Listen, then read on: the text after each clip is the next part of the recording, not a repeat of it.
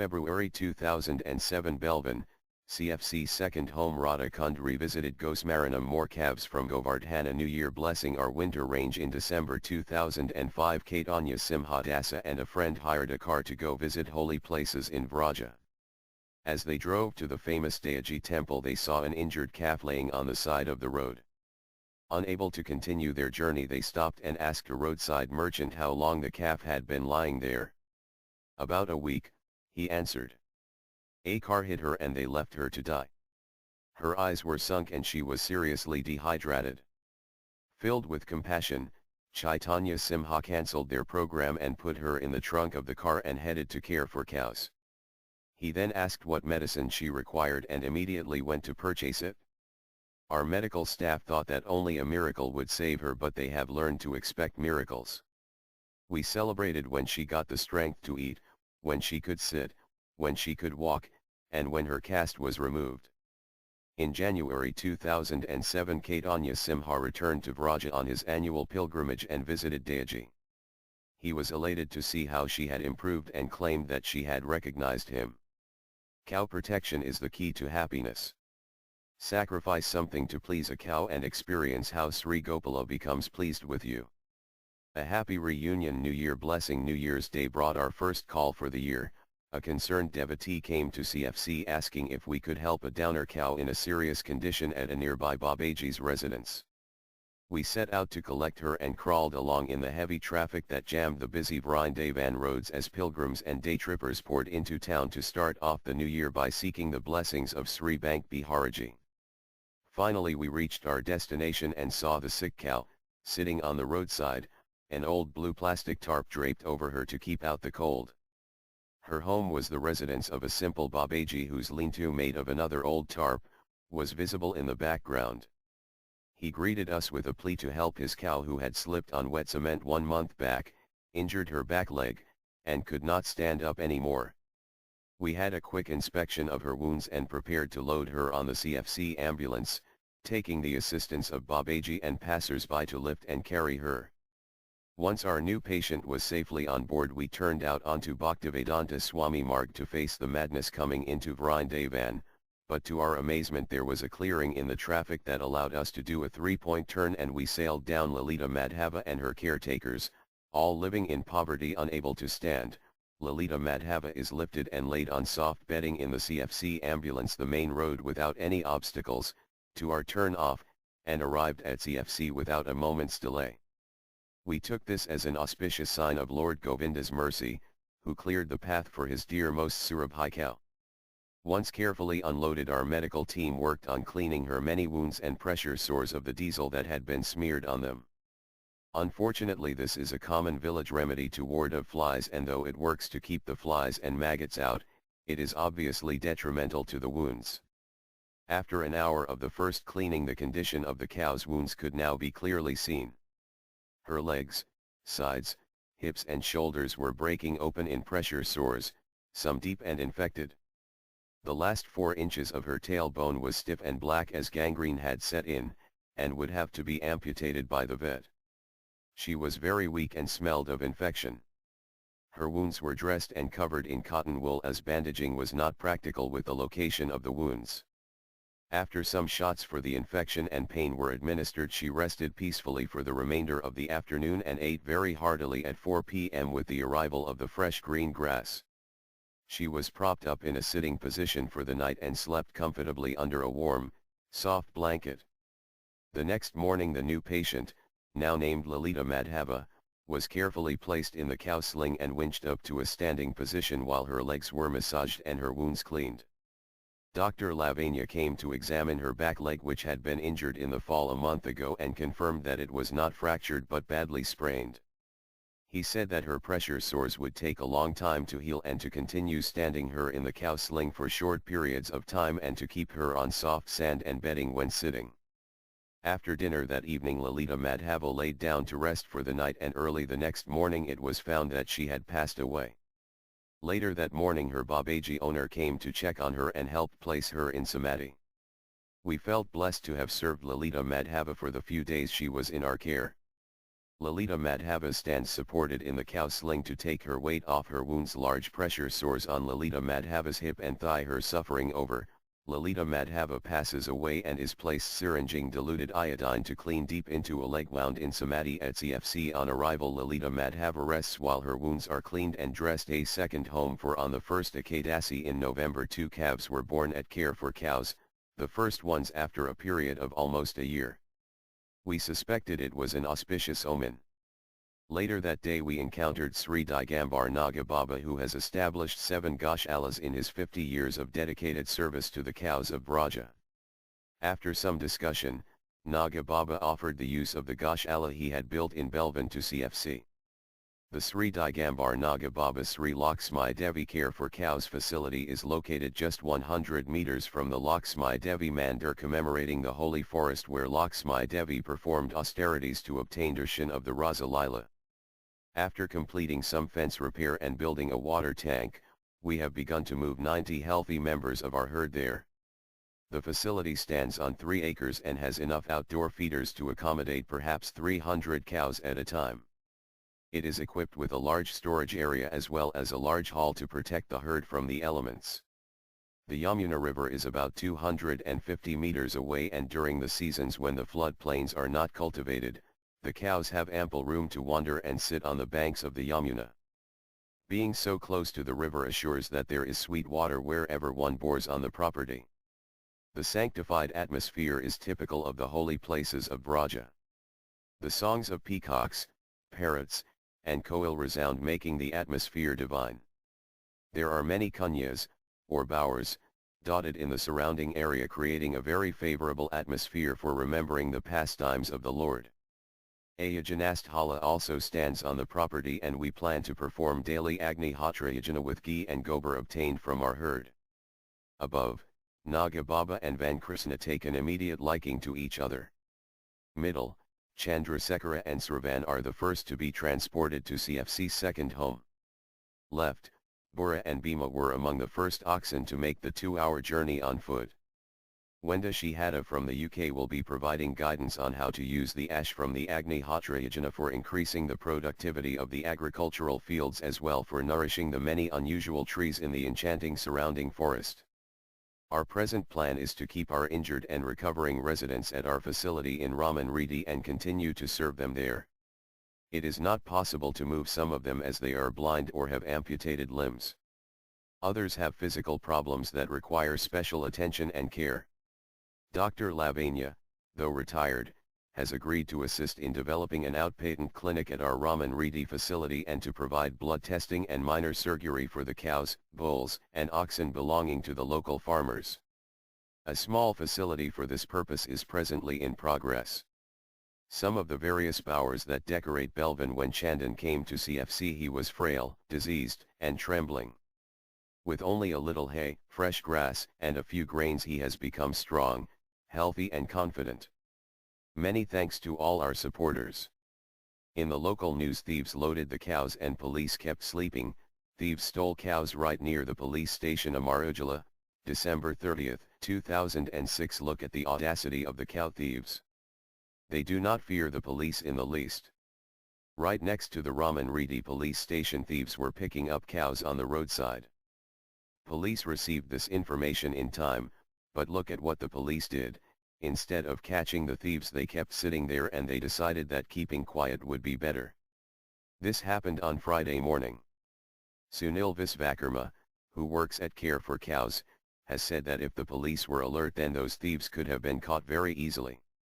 According to Visvakarma, in the morning between 4:00 am, 4:30 am, he leaves on his cycle from his home near Hanuman Tila, and from there he goes to Care for Cows in Vrindavan.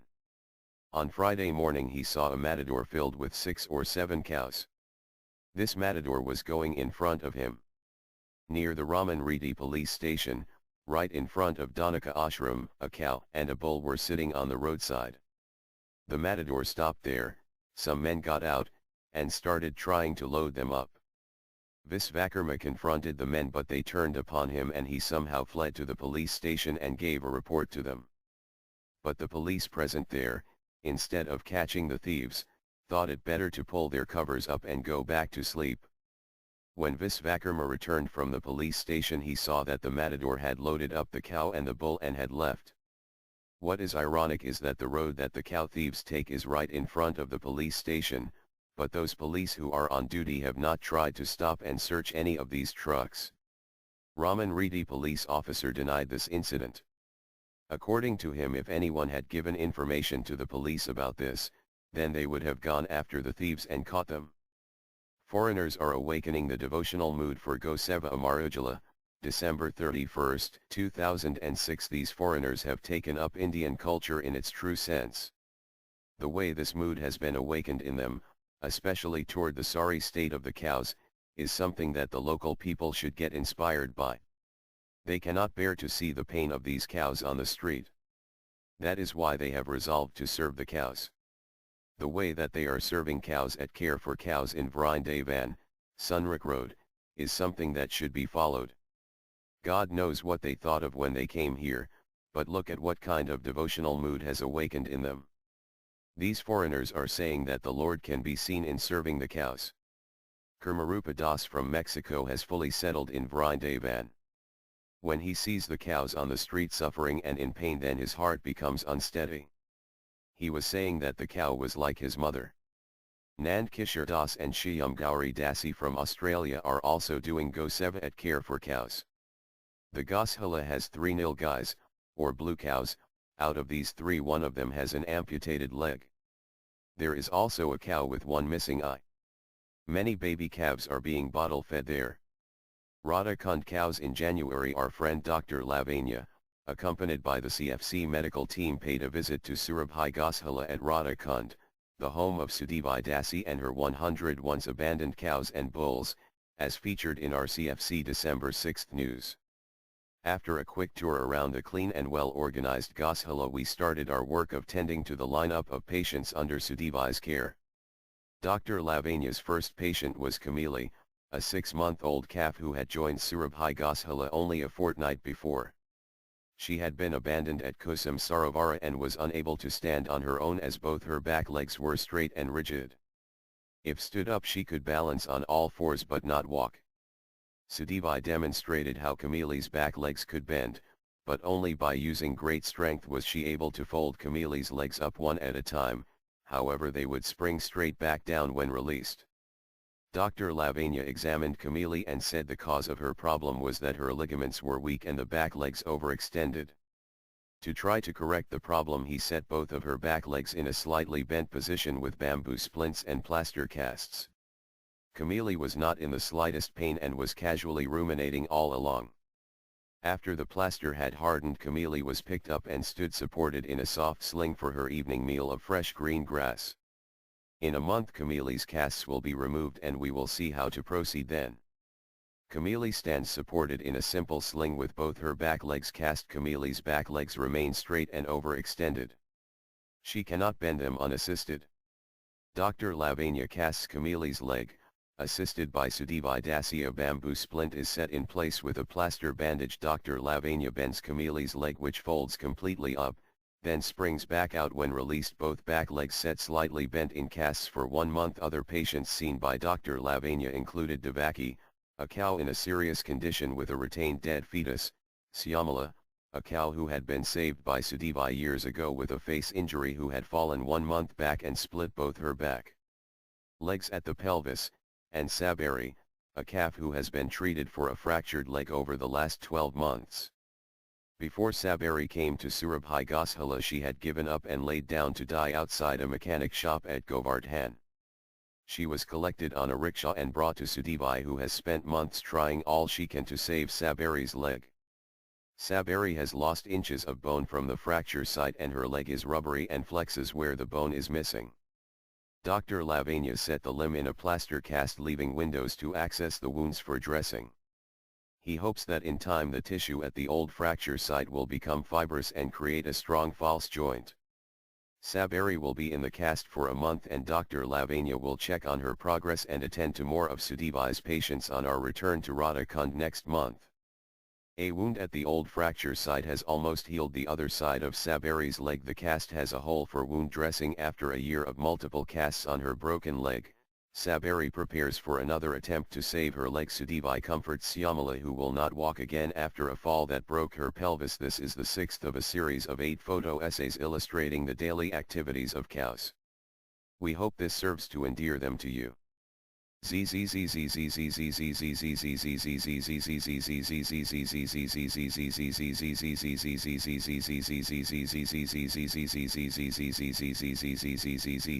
Ghost Maranam meditating on the eightfold daily pastimes of cows. Asked Hakalia Lila, the most pressing concern for cows is to fill their belly. Once they do that, they may spend a half hour burning off excess energy, but then nature directs them to find a quiet place to sit and begin ruminating. They are known to chew for about 18 hours out of the 24 and to evacuate solid waste about 13 times in the same period. This may seem easy to do, but actually it is a lot of work and they require a lot of rest as a result. Though cows are known to sleep very little, they spend much time snoozing in order to gather enough energy to begin their next meal. Around 10 a.m. each day, different members of the herd can be seen laying flat for about 10 to 15 minutes, during which time they enjoy an oblivious sleep.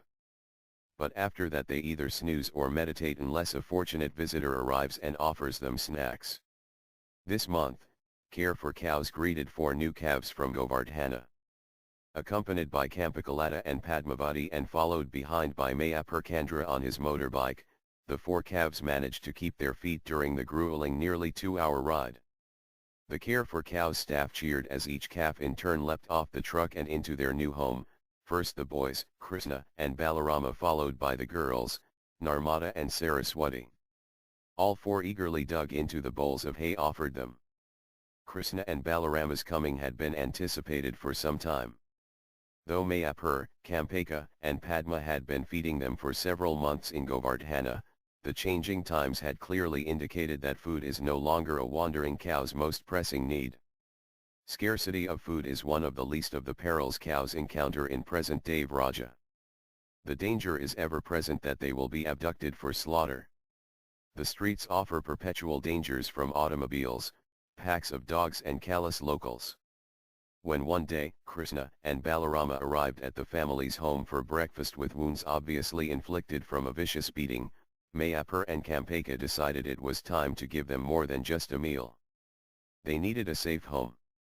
More arrivals left.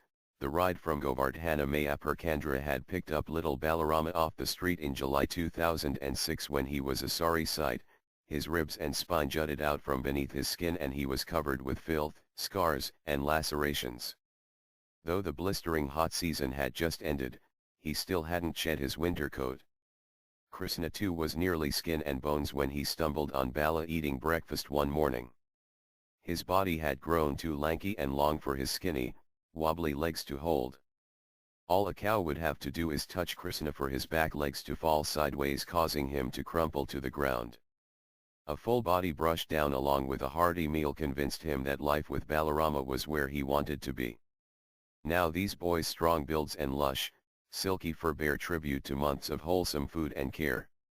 And with their arrival at Care for Cows, they need no longer fear the horrors of street life. The smallest of the group, Saraswati, began her tale one thick, muggy August morning in the same dungeon-like shanty where Radhi Shyama, see the October 2006 story Abuse in Govardhan, spent the first few miserable months of her life. From the day Saraswati was born, she was only allowed to nurse from her mother for 2 15-second intervals each day. And like from Govardhana above right, Krishna and Balarama, middle, Saraswati, bottom, Narmada Radhi Shyama, she barely managed to survive. When she was 3 months old, Saraswati had hardly grown since her birthday. But when questioned by Kampaka as to why the calf wasn't allowed enough milk, the owner woman retorted sharply, "She's fine. Her mother is small, so she is small. I wouldn't starve her, you know. If she died, her mother would stop giving milk." As Kampaka pressed her point, the owner screeched, "We are Brahmanas. We don't take knowledge. We only give it." The result of such Brahmana-style cow care was seen a month and a half later when Saraswati meandered by accident one evening to Mayapur's home. She was only 4 months old, but her mother's milk had already dried up. And she was still the size of a newborn calf. Crusty mange scabs covered her face and ears. The skin under her tail was raw and sore. And her ear was scraped and twisted. Noting Saraswati's size and obviously vulnerable condition, Champaka decided to keep her tied until she could be taken to care for cows the next day. Meanwhile, Narmada, another abandoned female calf that had come with Saraswati, soon wandered off. In Krishna's time, the cowherd men, Gwilas, of Vrindavan used to surround their herds of cows carrying bows and arrows to guard them against the attacks of wild animals. But no longer is there any such consciousness that cows should be thus protected. When modern-day Gwilas abandon their tiny calves into the streets, they fail to consider that such small calves are particularly vulnerable to the attacks of wild dogs. Or maybe such Gwilas are actually happy to let the dogs do for them what they would otherwise someday do themselves. Narmada returned the next morning having somehow escaped a brutal dog attack. Her shredded, torn ears were gobbed with blood and numerous bite wounds speckled her small frame. Champaka tried to feed her while Padmavati consoled her. But she would not eat. Within the hour, Mayapur Kandra arranged for transport to take her, Saraswati, Krishna and Balarama to care for cows. All four are adjusting well with Krishna, Balarama and Saraswati being especially receptive to affection from people. Given Narmada's recent trauma, it is understandable that she'd be more reserved. She still startles violently at the sound of barking dogs. But as with other newcomers to care for cows, we expect that her heart will heal alongside her wounds. Finally she and her fellow Govardhana calves have come to a place where the Gwilas will do whatever it takes to protect them. While I was grazing in a field, a farmer sneaked up behind me and gave me a blow on the hip that left me delirious. I rushed to the side of the road and collapsed. After laying there for several hours, the Care for Cows truck happened by and the driver asked the farmer what was wrong with me. He laughed and said I was just resting. They checked my temperature and in alarm took me to their clinic. After 2 days I could get up and walk by myself. I would be grateful if you would sponsor me so I could remain here. Get connected to Vrindavan, visit our resident pages and pick a cow or bull to sponsor. careforcows.org/residents. Life in the streets. Our winter range left, Ekadasi, stunning in a fleecy lined red sweater below, Padmagandha in a pure wool kardi, flicked collar, turned up sleeves and fitted belt bottom left, Van Krishna's winter jacket worn casually over the shoulder bottom right, Kala Krishna in traditional, pure wool, and Gaurangi modeling a light and easy sleeping bag. Sambhu in a woolen blanket, pure silk and wool mix scarf and woolen beanie. Welcome Sambhu. Shambhu is a rough unfriendly bull who has been living in the streets of Raman Reddy for many years. He is a real survivor. He was often seen snorting and scourging the sands on Raman Reddy with his hooves. One of his distinguishing characteristics is a large lump on his head which Dr. Lavanya says is fibrous tissue resulting from excessive headbutting while warding off challengers in the street. A few years ago Shambhu was hit by a car and suffered an injury to his left hip and since then has been limping. A kind soul from an ashrama on the Parikrama path has been keeping him fed for several months. Though Shambhu recovered from the initial injury, he has not recovered full use of his leg. This winter, however, either due to the cold or another accident, he was unable to use his left leg and was practically immobilized. Initially we kept him at a friend's house in Madhuvana colony and provided him food with the hope he would soon recover. After 2 weeks he showed no improvement, so we decided to move him to CFC, but he resisted. It was a struggle to load him on the ox cart, but we finally succeeded. Now he is making steady improvement and surprising us all by becoming very friendly and gentle. It is possible to lead a cow upstairs but not downstairs, because a cow's knees cannot bend properly to walk back down. Did you know? Skin warts are caused by papovaviruses. Warts are commonly seen in larger groups of calves aged between 6 to 18 months. Wart sizes can vary enormously, from 5 centimeters in diameter, in masses spanning a large area of skin, to small, isolated nodules, only just visible above the hair of the skin. Flies and lice may be important in transmission. Most warts resolve spontaneously with age following development of viral immunity. Pedunculated warts may often be pulled off. Surgical removal may be required, as was the case with Somaraza recently, pictured in the series of images on the right, who had a wart develop on the upper eyelid that created a wound on the lower lid by continuous rubbing. Topical application with wart removal creams may be effective. If a wart is bumped and lifts at the base, it can be tied with suture thread at the base to cut off blood supply to the wart. After a few days the wart will dry up and drop off on its own. Wart removal creams, if applied regularly, can give good results in painless wart removal. 1 month later, Somaraza's eyelids are back to normal. A wart on Somaraza's top eyelid irritates the lower lid. Local anesthetic numbs the area prior to surgery. A stubborn wart, knocked and hanging on by a thread, is tied with a string to drop off on its own. Dr. Lavanya slices off the wart with a scalpel blade. Skin warts sponsor Kadamba. My name's Kadamba. I was living on the Parikram Marg, and in my effort to avoid the cars and crowds I wandered into a quiet ashram. I soon spotted some devotees there and begged them for some rotis. They understood my mind and made a habit of feeding me whenever I popped in. It so happened that one of the devotees is a regular at Care for Cows, and she arranged for me to come and live here. I fit in fine because I love people and there are plenty of them here to pet me. I also love the hot porridge at breakfast, and because I'm scared of other cows they are feeding me separately to make sure I don't miss a meal. Bathing the Lord after the killing of Putana, Mother Yasoda and Rohini, along with the other elderly gopis, waved about the switch of a cow to give full protection to the child Sri Krishna. The child was thoroughly washed with cow urine and then smeared with the dust raised by the movements of the cows. Then different names of the Lord were applied with cow dung on 12 parts of his body, beginning with the forehead, as done in applying tilak. In this way, the child was given protection. SB 10.6.19-20 The cows send their heartfelt thanks to those who assisted during January 2007. Ananda Dasa, Guatemala. Ananda Dasi, Australia. Anilbat, India. Anonymous, Singapore. Bani Hamdi, USA. Chaitanya Simha Dasa, Dubai. Champaka Dasi, India. Daniel Lafleur, Denmark. David Thornton, USA. Dhruv Singh, India. Dina Sarana Dasa, USA. Evind Moreland, Norway. Frank Lena, USA. Hani Veenkoop, Finland. Hemant Ramana, USA. Jagadish Dasa, India. Hanabai Dasi, Malaysia. Karunika Dasi, India. Laxman Dasa, India.